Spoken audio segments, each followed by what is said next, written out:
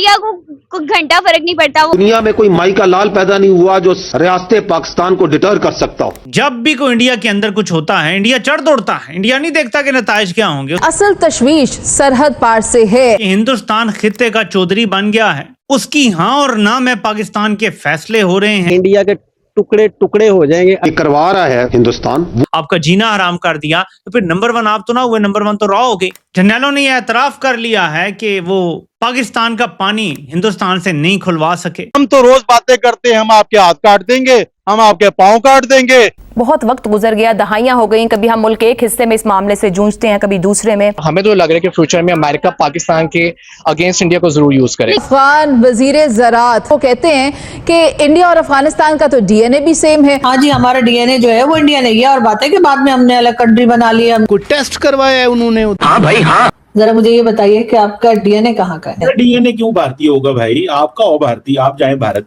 मैंने भी और नवाज शरीफ ने दोनों ने ओन किया कि भाई हम हिंदू थे। ये तय कर लें कि बाप ये थे या भारतीय थे। दोस्तों जय हिंद दोस्तों, स्वागत है आप सभी का हमारे यूट्यूब चैनल में, जहां मिलेंगे भारत और पाकिस्तान से जुड़ी एकदम हलचल लेटेस्ट वीडियो। बने रहिए हमारे वीडियो में, और वीडियो अगर पसंद आए तो वीडियो को लाइक कीजिएगा, चैनल को सब्सक्राइब कीजिएगा। चलिए वीडियो शुरू करते हैं। बवाल ये है नरसंहार, लक्ष्य को चिरे हर अक्षर बान, छोड़ तेरे पीछे हो धड़कन जाम, बेटे गाड़ी से नंगी। बलूचिस्तान में दहशतगर्दों के खिलाफ सिक्योरिटी फोर्सेस का एक और बड़ा और फैसलाकुन ऑपरेशन हुआ।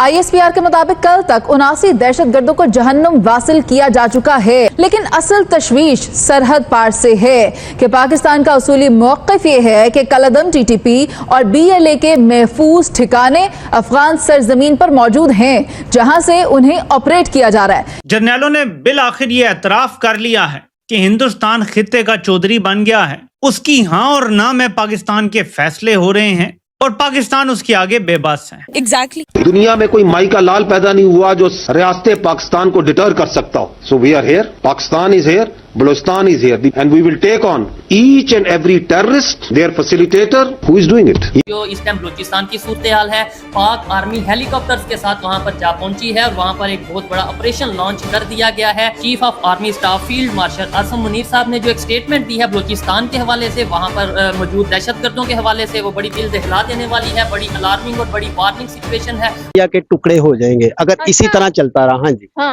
इंडिया के टुकड़े टुकड़े हो जाएंगे अगर इसी तरह चलता रहा, इंतशार होते रहे। इसी दौरान काबुल में अफगान तालिबान के वुज़रा और नई दिल्ली में भारतीय हुकाम के माबैन बाज़ाब्ता मुलाकातें भी हो रही हैं। अफगान सरजमीन, बलोच अलहदगी पसंद और भारत का ये जो गठजोड़ है वो पाकिस्तान के CPAC और सिक्योरिटी नेटवर्क को निशाना बनाने के लिए कितना बड़ा खतरा बन चुका है। ये करवा रहा है हिंदुस्तान वो कुव्वतें जिनको पाकिस्तान की खुशहाली और स्टेबिलिटी बर्दाश्त नहीं होती। अगर तुम हमारे बच्चों पे हाथ डालते हो और तुम समझते हो कि हम आगे रैशनैलिटी, प्रोफेशनैलिटी, बातचीत करेंगे, कि ये जो जंग है ये हर लम्हे हर जगह आपकी फौज, आपकी सिक्योरिटी फोर्सेस और आपके अवाम लड़ रहे हैं। लेकिन इंडिया को घंटा फर्क नहीं पड़ता, वो जो मर्जी बाय करे, ठीक है। वो अब बलूचिस्तान के हालात बदतरीन होते जा रहे हैं। जब वजीर आजम वहां पे पहुंचा तो तोहफा पता क्या मिला वजीर आजम को? चागी शहर के ऊपर दहशतगर्दों ने कब्जा कर लिया। ये फितनतुल खवारिज TTP और फितनतुल हिंदुस्तान BLA की खूनी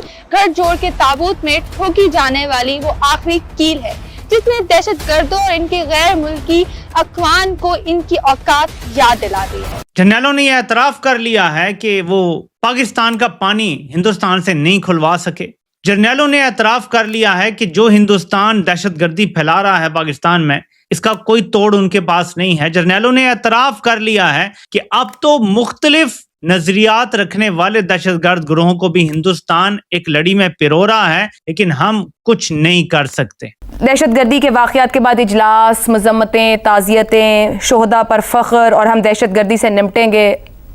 बहुत वक्त गुजर गया, दहाइयां हो गई। कभी हम मुल्क के एक हिस्से में इस मामले से जूझते हैं, कभी दूसरे में।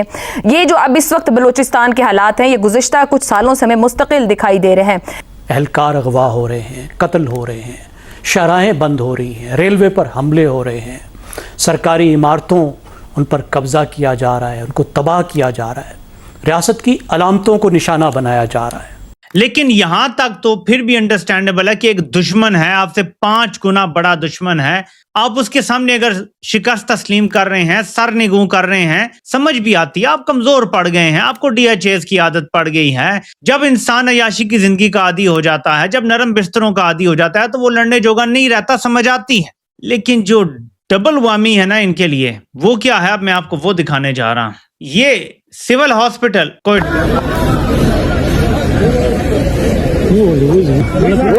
ये अवाम आगे खड़ी है, फौजी वहां जाना चाह रहे थे और अवाम को देख के कि अवाम तो वेलकमिंग नहीं है, ये गाड़ियां रिवर्स होके और वो जा रही हैं, देखें पीछे गाड़ी वो वापस। ये इनके लिए डबल वार्मिंग है। इंडिया से तो शिकस्त का एतराफ कर लिया गया, प्रेस कॉन्फ्रेंस करके कर लिया गया कि जी हम बेबस हैं, इंडिया ये भी कर रहा है, इंडिया ये भी कर रहा है, ये भी कर रहा है, ये भी कर रहा है, ये भी कर रहा है। हम तो रोज बातें करते हैं, हम आपके हाथ काट देंगे, हम आपके पाँव काट देंगे, हमारा पानी ना बंद करना। जब वो अभी बूंद सूंद चल रहा है, पानी छोड़ेंगे फिर ये रोएंगे। एक हमले का इल्जाम लगाया था इंडिया ने हम पे, पुलवामा के, तो इंडिया चढ़ दौड़ा था पाकिस्तान पे।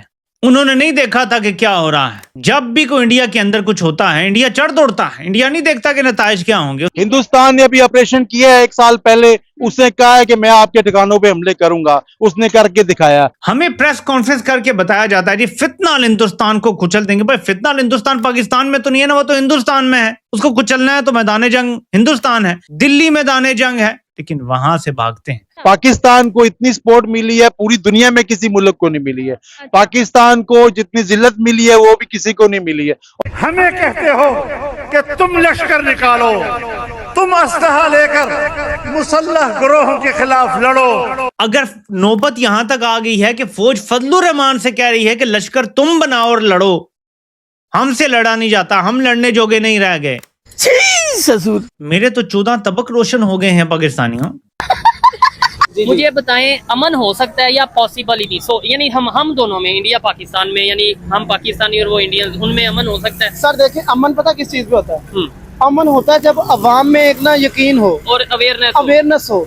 अब हमारी अवाम, हम कहते हैं हमें बड़ी अवेयरनेस है, वो कहते हैं हमें, वो भी कहते होंगे कि हमें बड़ी अवेयरनेस है, लेकिन बेसिकली जहाँ पे मसला आता है, बेसिकली मसला आता है कि हम भी चैनल देखते हैं, वो भी चैनल देखते हैं। ठीक है, अब वो हमारे लिए क्या बोल रहे हैं, हम उनके लिए क्या बोल रहे हैं? हम उनके लिए नफरत बोलते हैं, वो हमारे लिए नफरत बोलते हैं, तो अमन का पैगाम कहीं भी नहीं हो सकता। ठीक है, उम्मीद छोड़ दें, उम्मीद छोड़ दें। वो इंडिया को मजबूत करके वो पाकिस्तान के अगेंस्ट, हमें तो लग रहा है कि फ्यूचर में अमेरिका पाकिस्तान के अगेंस्ट इंडिया को जरूर यूज करे। अगर भारतीय रॉ ये करने में कामयाब हो गई है कि बलूचिस्तान में भी उन्होंने शोरिश पैदा कर दी, खैबर पख्तूनख्वा में भी कर दी, सारे ग्रोहों को भी इकट्ठा कर दिया, आपके खिलाफ दहशतगर्दी भी बढ़ा दी, आपका जीना हराम कर दिया, तो फिर नंबर 1 आप तो ना हुए, नंबर 1 तो रॉ हो गई। सिर्फ इस पाकिस्तान में सिर्फ इस टाइम फील्ड मार्शल जो है ना, उसकी इंपॉर्टेंस उसको नजर आ रही है। ठीक है, हमारे प्राइम मिनिस्टर वगैरह वहां पे अमेरिका उनको कुछ भी इतनी घास नहीं डाल रहा। जो नौशकी है और इस तरह के गिरदोनवा के इलाके हैं और टीटीपी के ज़ेरे असर और बीएलए के ज़ेरे असर जो इलाके हैं, वहां पर अब वो अपनी इंडिपेंडेंट करेंसी भी लाना चाहते हैं। तोबा तोबा तोबा, आप दुरुस्त सुन रहे हैं। इसके लिए वो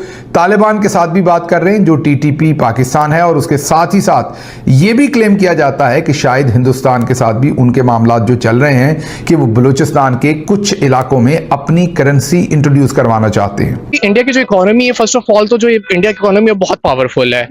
ठीक है, देखें आपने भी देखा जब इससे पहले अफगान वजीर ज़राअत जो भारत में मौजूद थे, दिल्ली में थे, वहां जाकर वो कहते हैं कि इंडिया और अफगानिस्तान का तो डीएनए भी सेम है, तो फिर मुझे तो ये लगता है कि ये एक ही सिक्के के 2 रुख हैं। बिल्कुल एक ही सिक्के के 2 रुख हैं, इनका डीएनए सेम है, इन्होंने दुनिया में दहशत फैलानी है। अफगान वजीर ज़राअत मौलवी अताउल्ला उमरी भारत जाकर कह रहे हैं कि भारत और अफगानिस्तान का डीएनए एक है। ऐसे नहीं होते, कोई टेस्ट करवाया है उन्होंने? हाँ भाई हाँ, बलूचिस्तान के पास इसके सबूत हैं कि इसराइल इन्हें जो है फंडिंग करता है, इंडिया इन्हें फंडिंग करता है और अफगानिस्तान इन्हें फैसिलिटेट करता है। इन दहशतगर्दों की जो महफूज पनाह गाहें हैं वो अफगानिस्तान में मौजूद हैं। ये दहशतगर्द जो है अफगानिस्तान से पाकिस्तान में दाखिल होते हैं, बलूचिस्तान में दाखिल होते हैं और सरहद पार से जो दरअंदाजी होती है, ये हमारे मासूम लोगों का, मासूम पाकिस्तानियों का कत्ले आम करते हैं। जरा मुझे ये बताइए कि आपका डीएनए कहाँ का है? मैडम एक तो अब आप तालिबान जो है ना, ये देखें उन्होंने नई डिस्कशन शुरू कर दी है डीएनए की, और ये वो, और इसका डीएनए कहाँ का। सर छोड़े तालिबान को, आप अपना बताइए मुझे कहाँ का है। मैं देखिए मैडम, मैंने तो कभी चेक ही नहीं किया।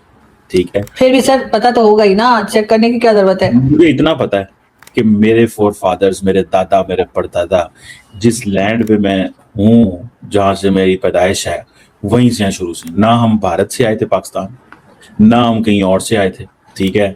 हम इसी सरजमीन, इसी धरती पे जो आखिरी रिकॉर्ड हमारा मिलता है वो यहीं का मिलता है। That's it। तो सर ये धरती तो भारत की थी ना, ये धरती तो भारत ही थी उस शुरू से। थी तो 47 के बाद सर पाकिस्तान बना ना भाई, वो ठीक है, उस इलाके को ये कहा जाता था।